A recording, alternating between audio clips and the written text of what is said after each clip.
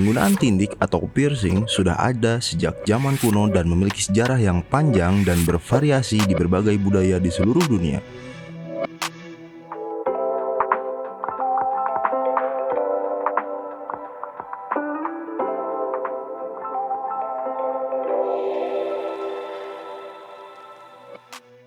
Seperti yang kita ketahui, tindik atau piercing merupakan sebuah tindakan membuat lubang di bagian tubuh manusia dengan menggunakan jarum atau alat berujung tajam lainnya.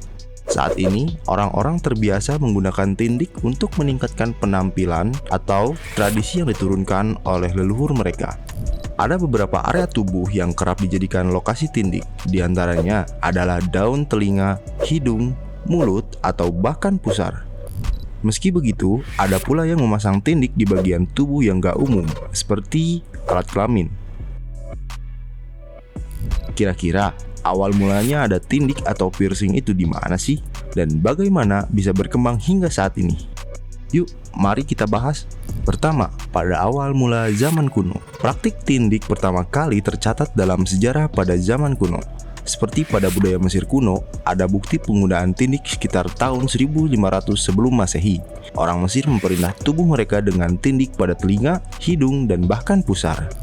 2. Merupakan budaya Amerika asli. Suku-suku asli Amerika memiliki tradisi tindik yang kaya.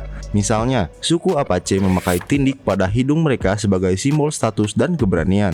Suku-suku lain seperti suku Sioux juga memiliki tradisi tindik sebagai bagian dari upacara, keagamaan, dan budaya. 4. Pengaruh tradisi tindik juga terbawa sampai ke Eropa. Tindik di Eropa kuno seringkali dikaitkan dengan keberanian dan status sosial. Suku-suku Celtic misalnya memiliki tradisi tindik yang rumit dan artistik. 5. Zaman modern. Di zaman modern, seperti saat sekarang ini, tindik sudah menjadi bagian dari mode dan ekspresi diri. Pada abad ke-20, praktik tindik mulai populer di kalangan subkultur seperti punk dan goth. Sekarang, tindik telah menjadi bagian dari mode mainstream di banyak budaya di seluruh dunia. Meskipun sejarah piercing memiliki banyak variasi budaya, motif, dan tujuan, praktik ini terus berkembang dan menjadi bagian integral dari ekspresi diri bagi banyak orang di seluruh dunia.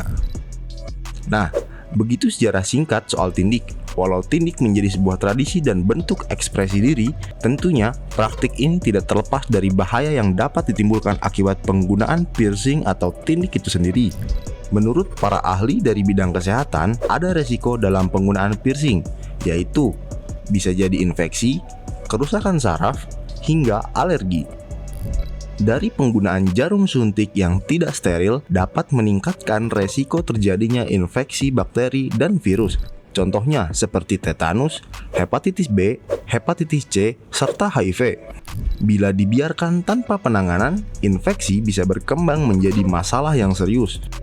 Bahkan, membahayakan nyawa bila menyebar ke seluruh tubuh. Kondisi ini disebut sebagai sepsis.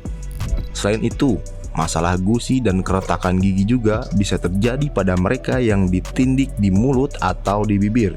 Buat kalian yang tertarik untuk mencoba piercing, tetap harus perhatikan dan kenali dengan baik resikonya ya.